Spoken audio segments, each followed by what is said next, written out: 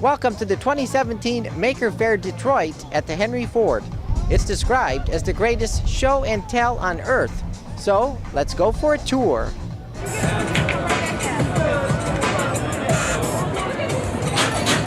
Most of the make and take activities were free of charge. However, it was $25 for kids to make paintings using hair dryers. Who would have thought?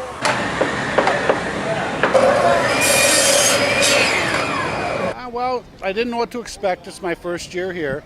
So we're putting together bird houses, bird feeders, and we had quite a few helicopters that we had fabricated. The kids were putting together, and they're having a blast. This is just a very nice event, and I think that we'll be back next year. And as you stated, it is your first time here. Yes, it is. It's our first time here. Like I said, I didn't know what to expect, and I've been pretty busy all morning. As you can hear the saw in the background, we're gearing up for some other things too now. So. Now, all this is free for the attendees, right? Yes, absolutely. Free for attendees. Right here we got a nail driving contest. And the kids want to go up and drive the nails in, some safety glasses on, and have a little bit of fun. Now, if it's free for them, then who's paying for everything? The Michigan Regional Council of Carpenters pays for it. Here are kids making marshmallow shooters out of PVC pipes. Look at those creative designs.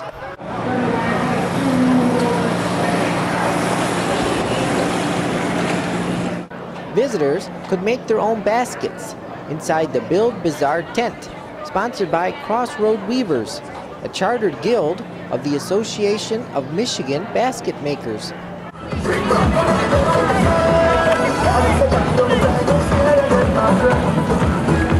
Are you having fun out here today? Yeah, it's a lot of fun. There's a lot of cool things and different things around, so yeah, it's fun. Yeah, there's a lot of things that I wouldn't have thought people could make, and it's really interesting how smart people can be to think of how to put things together and just see all the different people here. Usually when we think of technology, it's usually inside, but we don't really open it. So coming to the market fair, we could see all the technology being open and out there and explaining it to us instead of being, so oblivious about it. And tell me, what are some of the things that you may have made here today? We have baskets right here. There's other things.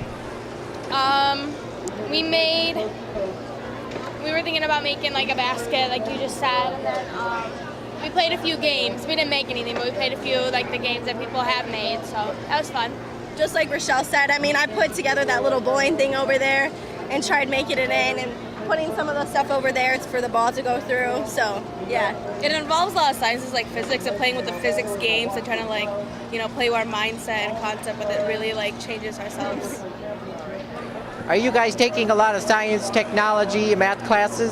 Yeah, I'm taking 2 math classes and 4 science-based classes next year for my senior year. Yeah, I'm taking a lot of science classes next year to get a feel because I enjoy science a lot. Definitely a lot of science classes, a lot of biological science classes because, they're very enjoyable as well. Once again, 3D printers were prevalent at the Maker Faire. There were several tables inside the Henry Ford Museum with printers making all sorts of different things.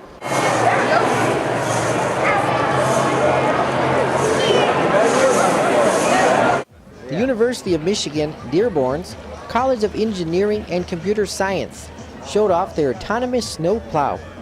Here's student Benjamin Paletz. The autonomous snowplow we built here, Yeti, is part of a international competition that takes place every year in St. Paul, Minnesota. The concept behind it is to build some kind of a vehicle that can clear an area of snow sized to a driveway or a sidewalk autonomously. So the concept behind that is, wake up, we're in Detroit, wake up on a Thursday morning in February, so it'll be about a foot of snow on the floor, on the ground, and it'll be pretty snowy. The idea is that you don't have, instead of getting up having to shovel or snow blow, if you're lucky enough, you can actually just push a button, have your autonomous robot just clear the driveway, for you. So how long did it take to make this? So this particular model is Yeti. The Yeti team, we've had this for several years. It's a collaboration between our club and a senior design group at U of M Dearborn. The senior design team built the actual frame of the robot, and then we do mostly the programming aspect and the sensor analysis. So I'd say it's a year-long project. So we're constantly working to improve it year to year. We've had this for about 6 or 7 years now. It generally takes, to get a fully functioning model, it generally takes about 8 months to get something actually running, but it's a year. It's a continuous improvement project type. So. Now, is this something that you started when you were a freshman and now you're like a senior? Yeah, so I joined the club when I was nearing the end of my freshman year, and I've been part of it ever since. I think it's about 5 years now, so I'm pretty happy with it. It's a great group to be part of. Now, has the snowplow been tested, like on a driveway or a parking lot of the school? Absolutely. We do a lot of testing at the school. We make sure we do a lot of testing at the school. We want to make sure the driveway we use the driveway of our building, the IVS. We have sidewalks all over the place, and generally there's a lot of snow, so it's very helpful to us as well. And a lot of indoor testing. The school has been very gracious. We have a beautiful facility which we're able to test in. It's like our building's housed there, and it's a really great opportunity for us. So we're able to do a lot of indoor testing too, because it gets cold sometimes in Michigan. Today's not a great example of that, but so the school is very gracious in providing a great test facility. So absolutely. There was a large Star Wars display inside the museum featuring characters from the 501st Legion. Here is a row of BB-8 robots from the movie franchise. Attendees were able to watch the model train layout during their visit to the Maker Faire.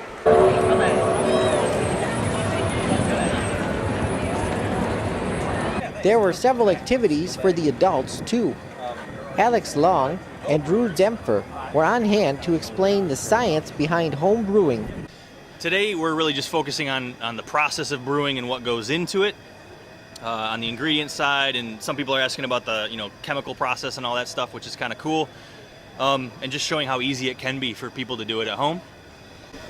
Yeah, we're both science teachers, so we're sort of interested in the chemistry and the process in particular, and then of course the reward of what you make with your own two hands. Okay. So what's going on behind you? Right now, I'm just heating up hot water, but right behind me is a stout that we just made. So in there is the stout that we made today. So it's going to be about 10 gallons of a really dark, good, solid beer. To your right is the grain that we made the beer from. So this is all spent barley. Yep. All the sugar's been pulled out of it and stuff like that for the beer that you just saw. So this is all going to be like chicken food, cow food. People bake bread with it, make muffins out of it. So it's still got lots of good nutrients left in it. So we've been boiling that since this morning and working on that. So we have a stout, and then we just started a pale ale that we've got going. Now you guys said that you are home brewers, right? That's correct, yeah. Okay. So you're looking to open a brewery at some point in time? Yeah. That's the dream, yeah. That's the goal, is to take it a step further and combine like our love of brewing with the science and our education background, and start like a small educational brewery where other people can come and learn about the process and just beer styles and the ingredients and sort of all aspects of brewing. Okay. Now most of the activities here at the Maker Faire are for the kids, but you guys are here.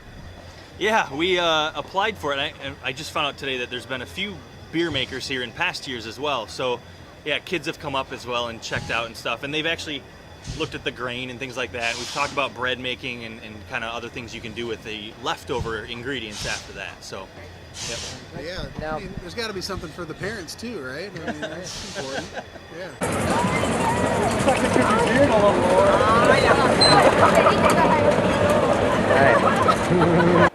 Visitors also had the opportunity to view the classic and antique cars that are on permanent display inside the museum.